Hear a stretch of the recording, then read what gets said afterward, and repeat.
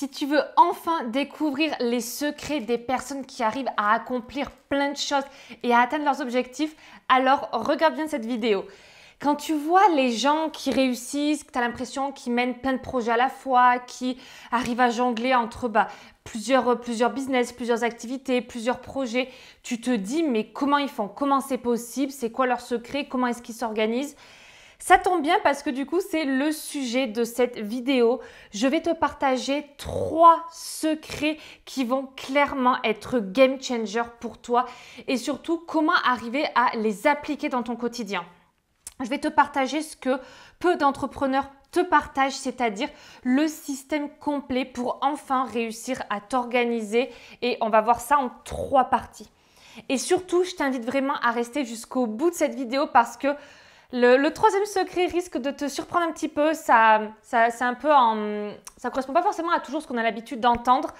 Donc, reste bien jusqu'au bout. Et sinon, avant qu'on démarre, si ce n'est pas encore fait, je t'invite à t'abonner et à activer la petite cloche pour recevoir les notifications des sorties des prochaines vidéos. Ceci étant dit, j'avais hâte de faire cette vidéo parce qu'elle m'a été énormément demandée, que ce soit par ma communauté, mais aussi je m'en suis rendu compte que tout ce qui était organisation, productivité était un challenge pour beaucoup d'entrepreneurs, y compris mes clientes au sein du Business Booster Club. C'est quelque chose qui revenait souvent.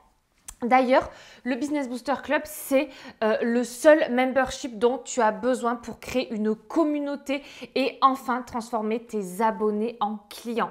C'est même bien plus qu'un membership aujourd'hui puisque tu as accès à une formation en ligne complète avec des workbooks, des plans d'action pour t'aider, pour avancer en direction de tes objectifs. Mais aussi et surtout, l'une des choses dont je suis la plus fière aujourd'hui, tu as accès à une communauté de femmes, de girl boss hyper bienveillantes, hyper motivées, hyper inspirantes, avec lesquelles tu peux échanger, tu peux venir nous partager quelles sont tes problématiques, tes challenges, tes difficultés du moment, nous partager aussi tes victoires pour qu'on les célèbre ensemble. Moi, je suis là et je suis dispo pour répondre à toutes tes questions sur le groupe. On fait aussi des points hebdo chaque semaine, chaque vendredi. On fait un point sur la semaine qui s'est écoulée, les actions que tu as mis en place, les problèmes que tu as rencontrés, les victoires que tu as eues. Et ensemble, on valide ou planifie les actions pour la semaine suivante pour que tu puisses toujours avancer dans la bonne direction. On a aussi des coachings collectifs chaque mois sur des thématiques ou avec des intervenants extérieurs pour t'aider à approfondir certains sujets, à avancer. Bref, en clair, tu as toutes les clés en main pour enfin réussir à développer ton activité et à vivre et à te sentir beaucoup plus sereine et beaucoup plus épanouie. Donc, si jamais tu veux nous rejoindre, tu as le lien juste en dessous dans la description. Mon objectif aujourd'hui dans cette vidéo, c'est que tu repartes avec des clés concrètes pour enfin réussir à t'organiser et surtout à atteindre tes objectifs. Donc, on va démarrer tout de suite avec le secret numéro 1 qui est la planification. Tu as des objectifs, des rêves et tu as envie de les atteindre, c'est bien, mais ils sont peut-être dans ta tête à l'heure actuelle ou au mieux dans ton vision board. Et c'est bien, c'est la première étape. Maintenant, il faut commencer à te fixer des objectifs et les objectifs pour ton année, à les planifier. Et c'est ce qu'on va voir ensemble. Pour ça, ce que je t'invite à faire, en tout cas c'est ce que moi j'ai fait, c'est de déterminer déjà dans un premier temps les catégories de vie qui sont importantes pour toi.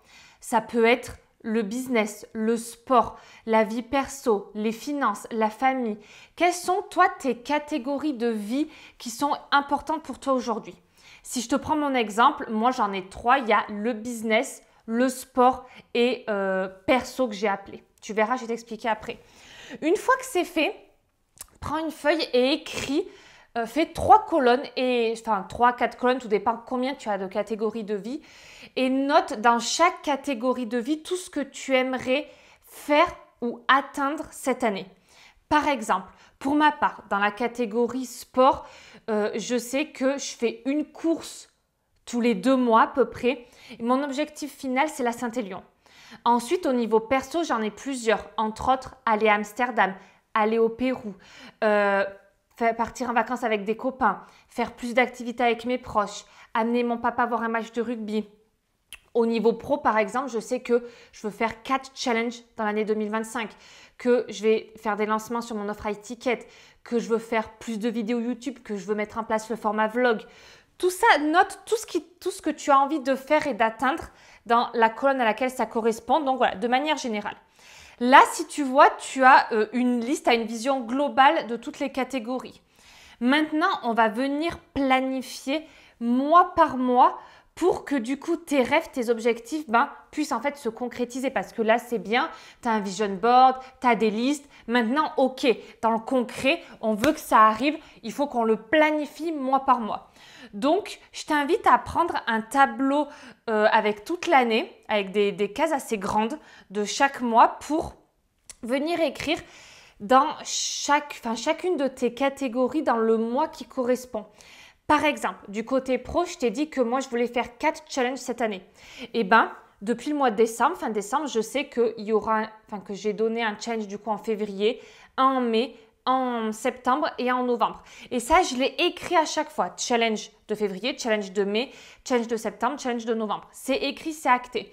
Je sais aussi qu'au niveau sport, je fais une course tous les deux mois une course tous les 2 mois environ.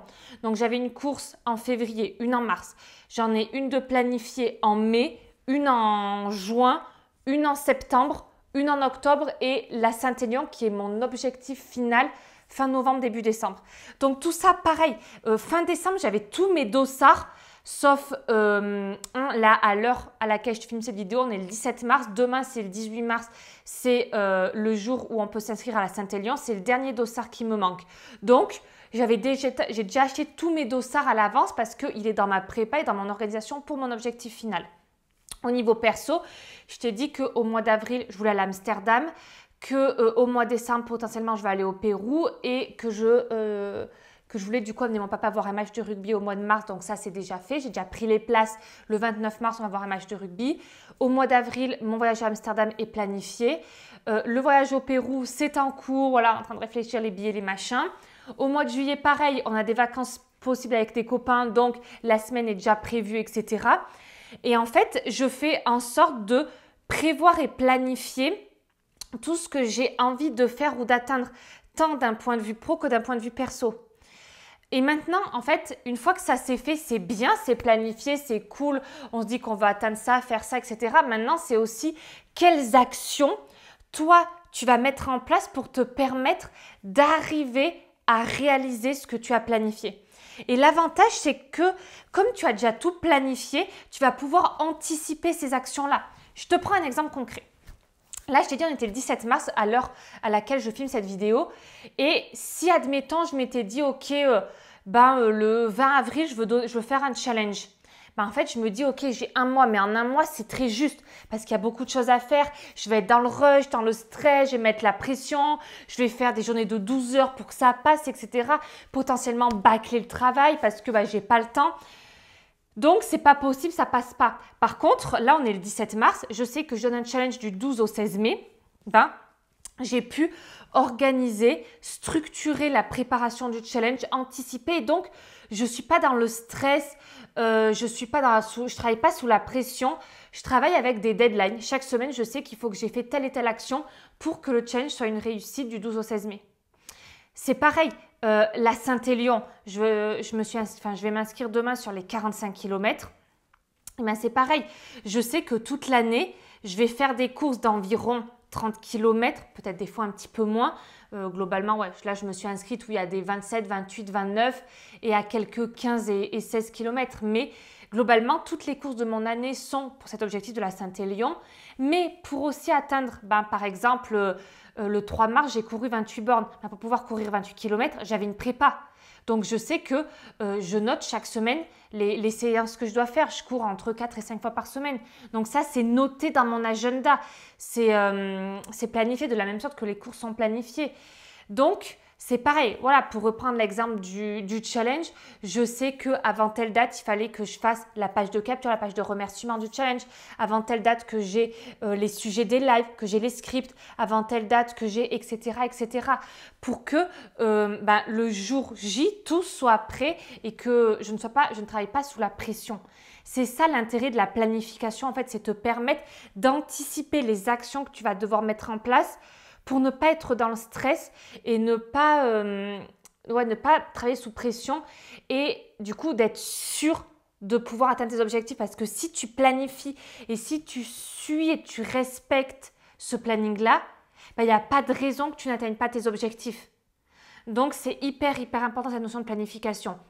Et si tu veux, on planifie sous forme d'un entonnoir. On fixe ses objectifs annuels. Qu'est-ce qu'on a envie d'atteindre en termes de chiffre d'affaires? Selon tes catégories de vie, en fait, au niveau pro, qu'est-ce que tu as envie d'atteindre au niveau perso, au niveau du sport? Ok, tout ça, tu as mis dans tes différentes colonnes. Ensuite, chaque mois, qu'est-ce que tu étales en fait chacun de tes objectifs mois par mois? Ok, on réduit l'entonnoir. Maintenant, pour atteindre mon objectif au mois de juin, quelles sont les deadlines? Ah ok, au mois de mai, il faut que j'ai fait ça. Au mois d'avril, il faut que j'ai fait ça. Ok. Et en fait, petit à petit, tout est échelonné. C'est beaucoup plus digeste et tu as la vision globale en fait. Tu vois ce que tu dois faire. Moi, par exemple, au jour d'aujourd'hui, les entraînements que je fais en course à pied sont pour préparer mon 45 km au mois de décembre. Bien sûr, entre-temps, j'ai d'autres courses, mais mon vrai objectif, c'est celui-là, c'est réussir les 45 km de la Saint-Élion. Donc, c'est déjà réfléchi. Et là, pourtant, on est le 17 mars. Donc, tu vois l'intérêt de planifier. La course que j'ai courue il y a 2 semaines était dans ma prépa de la Saint-Élion. Tu vois ce que je veux dire? Donc, c'est pour ça que la planification est la clé de la réussite, vraiment. Le deuxième secret, la deuxième clé qui va te permettre de réussir, c'est tout simplement d'éliminer toutes les distractions.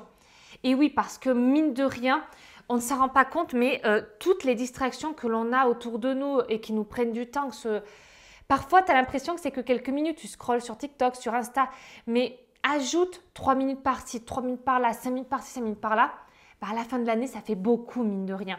Donc, comment est-ce que je procède? Moi, déjà, sur mon téléphone, j'ai uniquement les notifications d'activer pour WhatsApp parce que c'est là-dessus principalement où j'échange avec mes proches et Discord parce que c'est là-dessus où j'échange avec mes clientes. Mais toutes les autres applis comme Instagram, Snapchat, Facebook, Messenger, YouTube, Strava pour la course à pied, toutes les autres applications que j'ai sur mon téléphone, je n'ai pas les notifications d'activer. Et sur mon ordi, c'est pareil. Quand je bosse, déjà, mon téléphone, il est en mode ne pas déranger ou alors il est retourné. Et quand je veux faire quelque chose sur l'ordi sur lequel j'ai besoin d'être ultra focus, les onglets qui peuvent me distraire comme Discord ou Mail, je les ferme, quoi. Et pour moi, c'est hyper important parce que on voit bien que quand on a besoin de faire quelque chose qui nous demande de la concentration, si on est happé par notre quotidien, par des notifs, par je ne sais quoi, c'est super dur après de s'y remettre. C'est pareil, l'environnement dans lequel tu travailles. Moi, pour ma part, mon bureau est ultra minimaliste. Il n'y a pas 50 000 trucs dessus. Je le fais le ménage chaque semaine. Chaque soir, je le range pour que le matin, quand je me mets dessus, il n'y ait pas de distraction possible en fait. Pas de choses qui me disent « Ah tiens, tu as ça à faire ou ceci ou cela ». Donc vraiment, même au niveau de ton environnement, fais en sorte qu'il soit vraiment épuré, minimaliste pour pas avoir de distractions stupides en fait, j'ai envie de dire, qui t'empêcheraient d'être focus quoi. Et enfin, le dernier secret qui va peut-être te paraître, qui pour moi est l'un des plus importants, mais qui va peut-être te paraître qui va un peu à l'encontre de ce que l'on peut dire en fait, c'est tout simplement de prendre des pauses, d'inclure dans ta journée de travail des temps de pause. Oui, ça paraît totalement contre-intuitif avec ce qu'on a l'habitude de dire, mais crois-moi qu'il est totalement inutile et contre-productif de bosser 10 heures d'affilée. Déjà, je trouve qu'il est important de faire des pauses, par exemple pour manger, et surtout de manger en étant en conscience. Je suis la première qui ait envie de regarder des vidéos quand je mange parce que j'adore, j'aime bien, sauf qu'en fait, tu ne conscientises pas réellement que tu manges. Donc, aujourd'hui, j'essaie de ne pas regarder de vidéos ou souvent, quand je mange avec mon chéri, du coup, voilà, on parle, on a des échanges ensemble. Donc ça, c'est hyper important de manger en conscience. Ensuite, prends des temps off dans ta journée pour aller marcher, aller faire du sport, lire, faire une autre activité, une activité artistique, peindre, je ne sais pas, peu importe, mais prends ces temps-là parce que crois-moi que il est totalement contre-productif et moi j'en ai fait les frais de bosser 10 ou 12 heures d'affilée, ça ne mène à rien. on a besoin de faire ces activités-là pour que notre cerveau puisse se focaliser sur autre chose. Et c'est en se focalisant sur autre chose et donc en sortant la tête du guidon de ton business ou de ton travail que du coup, tu vas avoir des prises de conscience. Tu vas prendre aussi du recul sur certaines choses, certaines actions que tu es en train de faire. Moi, je me rends compte, quand je vais courir, souvent, je vais avoir une idée. Je vais penser à quelque chose. Je vais me dire, mais attends, là, ce que tu es en train de faire maintenant, c'est stupide. Ou au contraire, je vais me dire, putain, mais continue là-dedans, c'est bien. Pareil, la piscine. La piscine, je sais que moi, c'est le seul sport, la seule chose qui me permet de déconnecter à 100%. C'est-à-dire que quand je nage, je pense à rien. Et je sais que tu te dis, ouais, mais c'est impossible de penser à rien. En fait, je pense à rien parce que je suis focalisée sur ma respiration. Parce que je sais que à la base, la natation, ce n'est pas le sport que j'aime vraiment. Franchement, je le fais parce que la course à pied est ultra traumatisant et que mon ostéo m'a conseillé de faire un sport moins traumatisant du style pilates ou natation pour pouvoir muscler mon corps et pas avoir de grosses douleurs, courbatures. Donc, je nage pour ça à la base. Et comme ce n'est pas un sport dans lequel je suis super à l'aise, j'ai besoin de me focaliser sur mes mouvements et ma respiration. Et comme je me focalise là-dessus, je débranche totalement mon cerveau. Et tu as besoin de ces temps-là parce que, crois-moi que peu importe où tu en es dans ton activité ou dans ton job, peu importe, c'est dans ces moments-là où tu vas prendre le recul nécessaire et que tu vas revenir avec de nouvelles idées, avec potentiellement tu vas te rendre compte que là tu es en train de faire des erreurs ou que tu vas dans la mauvaise direction ou même dans la bonne direction. Donc, c'est hyper important et j'insiste là-dessus, ces temps de pause sont importants. Et crois-moi de mon expérience que être toujours la tête dans le guidon t'apporte rien. Vraiment, j'en ai fait les frais. Et si je te le dis aujourd'hui, c'est que j'ai vraiment pas envie que tu fasses cette erreur-là. Je crois que j'ai fait le tour de tout ce que je voulais aborder avec toi dans cette vidéo. J'espère qu'elle t'a plu. Si c'est le cas, n'hésite pas à mettre un petit pouce, un petit like. C'est toujours hyper encourageant pour moi et ça me booste en fait à continuer à te faire des vidéos. Tu peux aussi me dire en commentaire qu'est-ce que tu en as pensé ou si tu as des conseils supplémentaires à ajouter. Je suis tout oui et ça peut aider les personnes qui vont potentiellement lire les commentaires. Et en attendant, moi je te dis à très vite dans une prochaine vidéo.